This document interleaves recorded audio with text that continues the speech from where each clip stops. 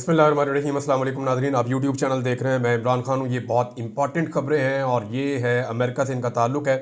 और वजह इसकी ये है कि पाकिस्तान की इस्टेब्लिशमेंट और पाकिस्तान की हुकूमत के लिए मुश्किलात बहुत बढ़ जाएंगी। इवन पाकिस्तान के लिए मुश्किलात बढ़ती जा रही हैं।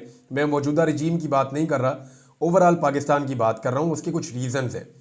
डोनाल्ड ट्रंप ने 4 ऐसे लोगों को मेन ओहदों के लिए मुंतखब कर लिया है, या 4 ऐसे लोगों को डोनाल्ड ट्रंप लेकर आ रहे हैं अहम ओहदों के ऊपर, जिसके बाद पाकिस्तान के लिए मुश्किलात बढ़ेंगी। मैं इन चारों का आपसे तारुफ करवा देता हूँ और इनका पाकिस्तान के बारे में क्या कहना है और पाकिस्तानी एस्टेब्लिशमेंट के लिए कितनी ज़्यादा मुश्किलात बढ़ जाएंगी इमरान खान को जेल में रखने के हवाले से। ये सारी चीज़ें इमरान खान के साथ और पाकिस्तान के साथ बराह रास्त जुड़ी हैं।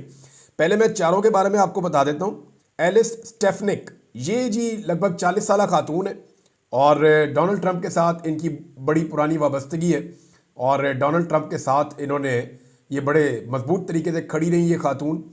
और इवन जो अमेरिकन एस्टेब्लिशमेंट है उसको भी इन्होंने अपने निशाने पर रखा। नॉर्मली इनके जो अफकार हैं वो प्रो इसराइल हैं, क्योंकि नॉर्मली जितने भी डोनाल्ड ट्रंप के अपने भी ऐसे ही हैं, जो बाइडन के भी ऐसे ही हैं। तो अमेरिकन जितनी भी पॉलिटिकल एलीट है, चाहे उनका ताल्लुक रिपब्लिकन से हो, चाहे उनका ताल्लुक जो है वो डेमोक्रेट से हो, उनका टिल्ट जो है वो इसराइल की तरफ होता है। इससे आप इनकार नहीं कर सकते। हाँ, पाकिस्तान के मामलात में अगर आप देखें तो एक तो डोनाल्ड ट्रंप ने इनको बड़ा अहम ओहदा दे दिया है। इन्हें यूनाइटेड नेशन में अमेरिका की सफ़ीर लगा दिया है डोनाल्ड ट्रंप की जानिब से। और जो अमेरिका का सफ़ीर होता है यूनाइटेड नेशन में, वो बहुत इन्फ्लुएंशियल होता है। इंसानी हकूक़ के अहम तरीन मामलात उसके पास जाते हैं। अब ये एंटी एस्टेब्लिशमेंट है खातून, यानी जिन हालात का इन्होंने सामना किया है, ये डोनाल्ड ट्रंप की टीम का वो हिस्सा है जो ये समझती हैं कि एस्टेब्लिशमेंट या डीप स्टेट एक्टर्स जो हैं वो रिस्पॉन्सिबल हैं दुनिया में ख़राबी के लिए। और जहाँ जहाँ पे एस्टेब्लिशमेंट होगी, जहाँ जहाँ पे डिक्टेटरशिप होगी, ये पहले भी उसके ऊपर बहुत तनकीद करती रही हैं और इस किस्म के फ़ैसलों की जो पाकिस्तान में हो रहे हैं उसकी ये शदीद नाक़िद हैं। तो आने वाले दिनों में एक तो चैलेंज ये है कि ये खातून वहाँ पर मौजूद रहेंगी अक़वाम मुत्तहिदा में, जहाँ से पाकिस्तान के लिए पहले ही खबरें अच्छी नहीं आ रही। हालांकि जो बाइडन के दौर के अंदर पाकिस्तान के लिए एक रूम रखा गया था, पाकिस्तान के लिए एक सहूलत रखी गई थी कि ठीक है, आप पाकिस्तान में जो चीज़ें करना चाहते हैं, हमारी मर्ज़ी आपके साथ शामिल है, खामोश हमायत रहेगी, आपका जो दिल करता है करें। लेकिन जो बाइडन के दौर में भी अक़वाम मुत्तहिदा में आवाज़ें उठती रही हैं और अब जब ट्रंप का दौर आएगा और ये खातून आएंगी तो सिचुएशन बदल जाएगी। दूसरा, जो national security adviser Donald Trump ने जिसे मुंतखब किया, वो माइकल वॉल्ट्स के बारे में थोड़ा सा आप जान लीजिए। ये नेशनल सिक्योरिटी एडवाइज़र है अमेरिका का। ये बहुत इंपॉर्टेंट आदमी होता है। ये अमेरिकन सिक्योरिटी के हवाले से दुनिया भर में इन्फ्लुएंस रखता है। और अमेरिकी सदर के अगर टॉप चंद लोगों के बारे में आप देखें तो सेक्रेटरी ऑफ द स्टेट और नेशनल सिक्योरिटी एडवाइज़र, ये बड़े अहम लोग होते हैं।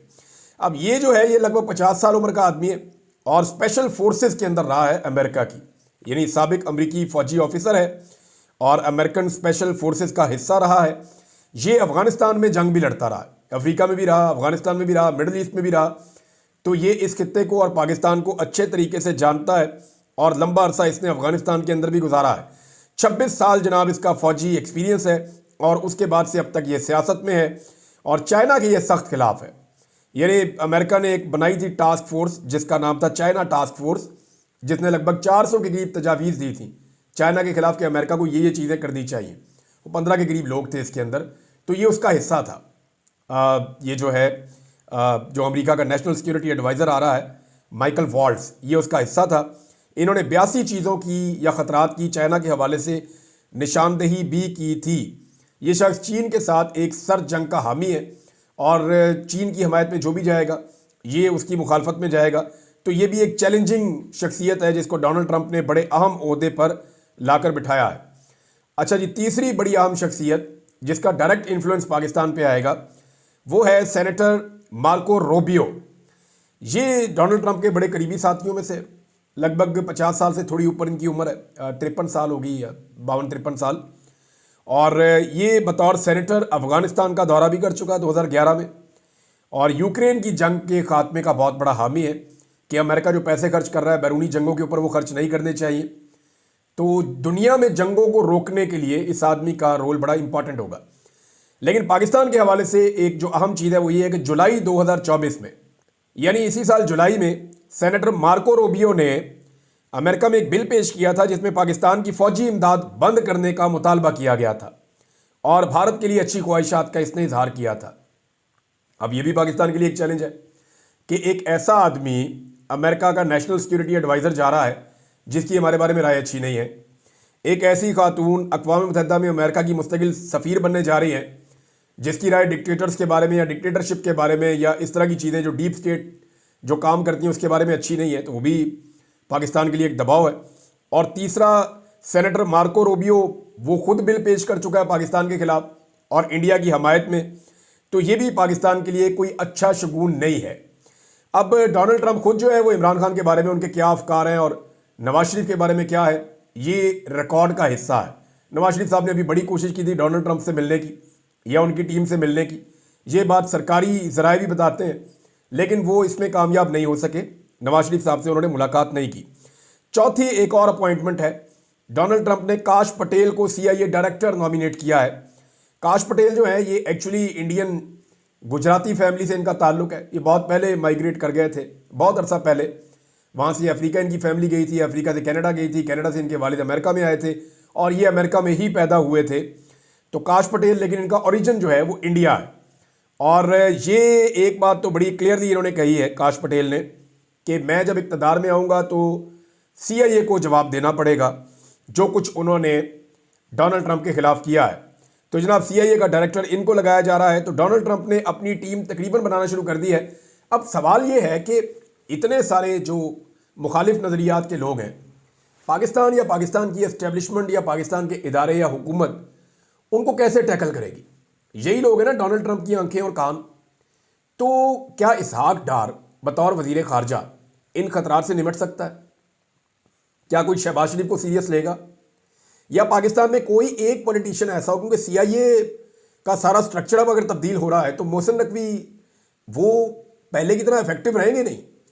मोहसिन नकवी की जो थोड़ी बहुत पेनिट्रेशन थी अमेरिका में, क्या वो अब वैसे ही रहेगी? ये सवाल अपनी जगह पे मौजूद है, क्योंकि डोनाल्ड ट्रंप बहुत ज़्यादा उथल पुथल करने वाले हैं आके। अब इस सारी कुछ लोग तो ऐसे हैं कि डोनाल्ड ट्रंप ने आते ही चंद मिनटों के अंदर बंदे फारिग करने हैं, बहुत सारे ओहदेदार उन्हें हटा देने हैं, तो एक बहुत बड़ा वैक्यूम बन जाएगा। तो पाकिस्तान के अंदर इस वक्त कोई एक शख्स ऐसा दिखाई नहीं देता जो अमेरिका के साथ ताल्लुकात को बचा सके या ताल्लुकात को बेहतरी की तरफ ले जा सके या अपने पॉइंट ऑफ व्यू को उनके सामने रख सके। इसके पीछे रीजंस हैं।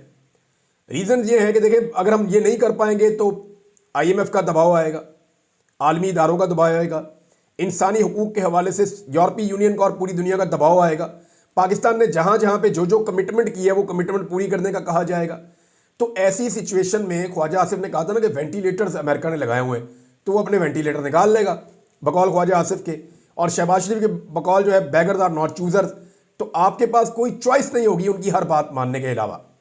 अब इसमें कोई एक ऐसा शख्स कम से कम इस पूरे सिस्टम के पास या पाकिस्तान के पास होना चाहिए जो अमेरिका की आने वाली क़यादत को, जो 20 जनवरी को आ रहे हैं, उनको पाकिस्तान के हवाले से पॉजिटिव चीज़ें उनके सामने रख सके या पाकिस्तान के हवाले से कुछ पॉजिटिव इमेज बिल्डिंग कर सके। एक आदमी है जो ये कर सकता है और वो है कैदी नंबर 804। वो जेल के अंदर बंद है और उसके शदीद तरीन इख्तिलाफात हैं पाकिस्तान की एस्टेब्लिशमेंट से, मौजूदा रजीम से, मौजूदा हुकूमत से। जो ज़्यादतियाँ उसके साथ की गई हैं उसकी माजी में मिसाल नहीं है। अब जो आदमी काम आ सकता है, जो आदमी इस वक्त इस मुश्किलात में भंवर में से पाकिस्तान को निकाल सकता है, वो आदमी जेल में बंद किया हुआ है। और जितने नकम्मे, नलायक, नकट्टू और फारक किस्म के लोग हैं उन सारों को इक़्तिदार में रखा हुआ है। अब इसहाक डार से आप उम्मीद करते हैं कि वो जाकर वहाँ अमेरिका के साथ पाकिस्तान के ताल्लुकात ठीक करेगा? वो भाई पहले जाके एयरपोर्ट के ऊपर कपड़े उतार के तलाशी देंगे, उसके बाद फिर कोई अगली बात होनी है। ये तो जनाब पाकिस्तानी पॉलिटिशियंस की औकात है। अब इमरान खान साहब का एक कद है और उनका एक करियर है और उनके बारे में अमेरिकन की भी और जो वेस्टर्न कंट्रीज हैं उन सबकी एक राय है। तो इमरान खान की कम से कम रिस्पेक्ट है, वो जब बात करते हैं तो लोग उनकी बात सुनते हैं। अब जिस आदमी की बात सुनी जाती है उसकी आवाज़ बंद की हुई है पिछले 1.5 साल से, और जिन्हें कोई नहीं सुनना चाहता उनके हाथ में ढोल पकड़ाया हुआ है कि ढोल बजाओ और बात करो और कोई सुन ही नहीं रहा। ये जनाब इस वक्त पाकिस्तान की सिचुएशन है। जो शख्स इस सिचुएशन से पाकिस्तान को निकाल सकता है उस शख्स के पास जाना पड़ेगा, उसकी मिन्नत करनी पड़ेगी और उसे मनाना पड़ेगा कि for the sake of this country, Pakistan की खातिर आपको अभी रोल प्ले करना पड़ेगा, हम आपसे माफ़ी मांगते हैं, हमने बड़ी ज़्यादतियाँ की हैं, उन ज़्यादतियों का अजाला तो नहीं हो सकता लेकिन एक नई शुरुआत हो सकती है, आइए बैठें और पाकिस्तान को आगे लेकर चलें। लेकिन क्या इतनी अक्ल किसी को है? अभी तक तो सारे डरे हुए हैं। डर इस बात का है कि इमरान खान आएगा तो कोई समझता है मुझे नौकरी से निकाल देगा, कोई समझता है कि मुझे जेल में डाल देगा, कोई ये समझता है कि इमरान खान मेरी सियासत तबाह कर देगा, कोई ये समझता है कि मेरा करियर तबाह कर देगा। तो हर कोई इमरान खान से डर रहा है और डर के मारे उसका सामना करने के लिए तैयार नहीं है। नवाज शरीफ साहब की हालत आप देख लें, जो इमरान खान के बाद आप एक तगड़ा पॉलिटिकल आदमी कह सकते हैं, वो 3 दफ़ा पाकिस्तान का वज़ीर आज़म रहा, तो वो नवाज शरीफ है। अब नवाज शरीफ की हालत ये हो गई है कि नवाज शरीफ साहब अपनी बेटी को और कारकुनों को साथ खड़ा करके वहाँ पे जब वो पहुँचे अपने घर तो नारे लगाए नवाज शरीफ के, तो किसी ने जवाब ही नहीं दिया। नारे लगवाए मरियम नवाज के, तो किसी ने जवाब ही नहीं दिया। यानी लोग अब इनके अपने लोग इनको सीरियस नहीं ले रहे, परेशान है। अब वहाँ नवाज शरीफ साहब ने शिकवा किया, उन्होंने कहा जी मुझे गंदे अंडे और टमाटर मारे गए हैं और गंदी गालियाँ दी गई हैं, मेरे पीछे नौजवान पड़ गए हैं, इन्होंने एहतजाज करना है तो अच्छे तरीके से एहतजाज करें। और मियाँ साहब ने जो है वो बड़े शिकवे किए, बड़े गिले किए कि ये मेरे साथ क्यों हो रहा है। तो मैं 2-3 चीज़ें आपके सामने रखना चाहता हूँ। देखें, जब भी नवाज शरीफ के ऊपर कोई भी एहतजाज करता है या नवाज शरीफ के ऊपर कोई भी आदमी उसका रास्ता रोकता है तो वो सबसे पहले अपना कैमरा निकालते हैं यूरोप में, ओवरसीज़ पाकिस्तानी, और वो इसको रिकॉर्ड का हिस्सा बनाते हैं कि जनाब ये देखें ये गुजर रहे हैं, ये हमने इनसे सवाल किया और ये हमने एहतजाज किया। अब जो गंदी गालियों की मियाँ साहब बात कर रहे हैं वो तो मैंने आज तक नहीं सुनी। हाँ, मैंने नून लीग के लोगों से जो मियाँ साहब के घर के बाहर खड़े होते हैं उनके मुंह से बहुत बहुत गंदी गालियाँ सुनी, गलीज गालियाँ सुनी। उनमें से 2-4 गालियाँ देने वाले तो लाके यहाँ पे पंजाब में होतों पे भी मरियम नवाज ने अपने साथ लगा दिए, उन्हें इतना पसंद है। कई ऐसे अकाउंट या ऐसे लोग जो गंदी गालियाँ देते हैं उन्हें मरियम नवाज फॉलो करती हैं अपने ट्विटर के ज़रिए से, तो ये उनकी टीम का हिस्सा है। तो अगर गालियों का मियाँ साहब शिकवा कर रहे हैं तो कोई ऐसी वीडियो, कोई ऐसी चीज़ इन्होंने नहीं दिखाई जिसमें इनको गंदी गालियाँ नौजवान दे रहे हो। और अगर कोई इनका रास्ता रोकेगा और टमाटर और अंडे मारेगा तो वो वीडियो क्यों नहीं बनाएगा, या मियाँ साहब क्यों नहीं बना रहे? इसके अंदर कोई खेल लगता है, कोई चक्कर लगता है। शायद मियाँ साहब ये शिकवा कर रहे हैं कि देखो कादी फायद ईसा की गाड़ी को टच किया था सिर्फ किसी ने और आप लोगों ने लोगों को निशाने इबरत बना दिया। क्या मैं इतना बुरा हूँ कि लोग मुझे कुछ भी करते रहे और मेरे बारे में आप उफ करने को तैयार नहीं है, या किसी को भी आप निशाने इबरत बनाने को तैयार नहीं है, या किसी से भी आप मेरी बेइज्जती का हिसाब लेने के लिए तैयार नहीं है? तो मियाँ साहब ने ना अपने इस बयान के आखिर में ना इस्लाम का हवाला दिया, इखलाकियात का हवाला दिया। तो मैं चंद चीज़ें मियाँ साहब के सामने रखना चाहता हूँ कि जब जमायमा खान के घर के बाहर उधेड़ उम्र के इंसान जो हैं वो अजीब गंदे गंदे डांस कर रहे थे, अजीब किस्म के इशारे कर रहे थे, तो मियाँ साहब तब आपकी इखलाकियात और इस्लाम कहाँ गया था? मियाँ साहब जब लोगों की चादर और चार दीवारी का तकद्दुस पामाल हो रहा है गुज़िश्ता 2.5 साल से, तो आप कहाँ हैं? तशद्दुद और फस्तायत पूरे पंजाब के अंदर, पूरे पाकिस्तान के अंदर हो रही है। इमरान खान के घर के ऊपर बार बार हमला किया गया, उसके घर के अंदर घुसे, बार बार उसके घर वाले में, जहाँ उसके घर में लोग रहते थे उनको मारा। उस वक्त मियाँ साहब आपकी इखलाकियात नहीं जागी। अल्लामा इकबाल की बहू के घर के अंदर अटैक करके दरवाज़ा तोड़ के अंदर घुस गई आपकी पुलिस। उस वक्त आपकी गैरत, आपकी इखलाकियात और आपका इस्लाम नहीं जागा। फितना इमरान खान को करार दिया गया। इमरान खान के ऊपर मजहबी किस्म के घिनौने इल्ज़ामात लगाए गए, मजहब कार्ड इस्तेमाल किया गया, यहूदी एजेंट करार दिया गया, हत्ता कि उसके ऊपर कातलाना हमला हो गया। तो तब मियाँ साहब आपके ये वाले जज्बात नहीं जागे। बेनज़ीर भुट्टो की गंदी तस्वीरें किसने फेंकी थी मियाँ साहब? याद करें, आप हेलीकॉप्टर से फेंकवाई जा रही थी। जब आप तकारीर में बेनज़ीर भुट्टो साहिबा को अजीब अजीब गंदी बातें करते थे तो मियाँ साहब और करवाते भी थे और करते भी थे। तो इसी कारकर्दगी की बुनियाद पे तो आप राणा सनाउल्लाह साहब को लेकर आए थे। तो मियाँ साहब तब आपकी इखलाकियात, आपका इस्लाम कहाँ गया था? घर की खवातीन को अगवा करवाया गया मियाँ साहब, सिर्फ एक आईनी तरमीम के लिए। बीवियों को, बहुओं को, बेटियों को अगवा करवाया गया, माओं के गिरबानों में हाथ डाले गए मियाँ साहब। तब आपको ये चीज़ें याद नहीं आई? खवातीन पर तशद्दुद करवाया गया, गिरफ्तारियाँ करवाई गई, आपको ये चीज़ें याद नहीं आई? बच्चों पर जबर हुआ इस मुल्क में मियाँ साहब, तब आपको ये चीज़ें याद नहीं आई? अगवा बराए बयान पाकिस्तान में करवाया गया, जबरी गुमशुदगियाँ करवाई गई।